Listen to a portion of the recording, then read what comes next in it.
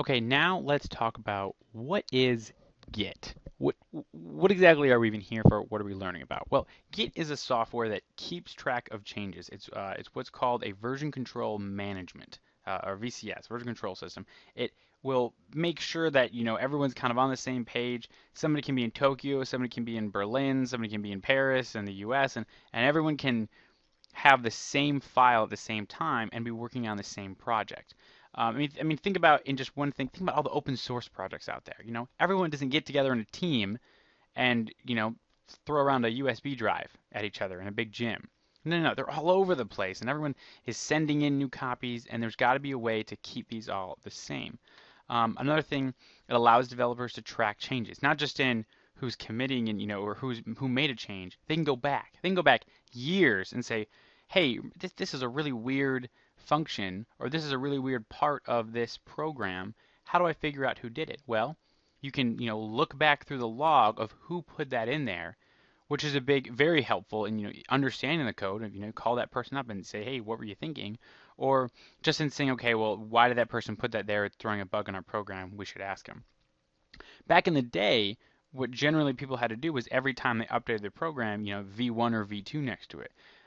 Even just in grade school or however old people are back in college, that's probably what most people had to do.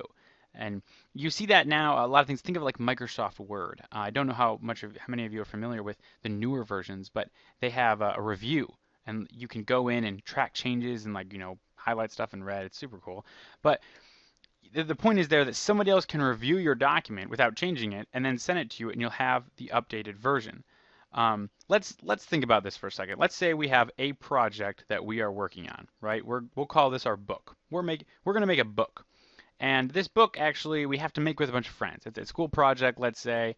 So, pick one person that you are on this screen, and Git is going to manage and make sure that that project stays the same.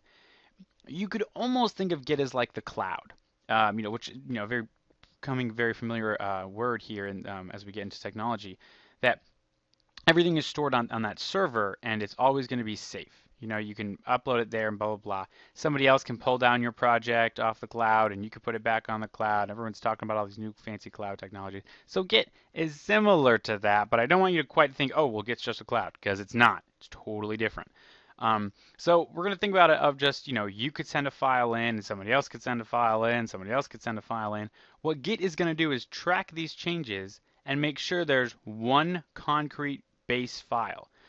So everyone's sending in these changes, but Git is not turning into 4 different projects. And all 4 of you are working on this at the same time, right? So you're sending in new data in real time, and Git's continually updating the project to make sure the most up-to-date version is what, people are working on. So let's Git here, same old project, same old everything. So think of Git as the we're gonna do a lot of conceptual analogy, so I don't want to get too much into this right now. But Git is your management control system. It's where you're going to send copies of your work. Git is going to keep a copy of that, make sure it doesn't get lost, on top of combine it with everyone else's and add it to the project.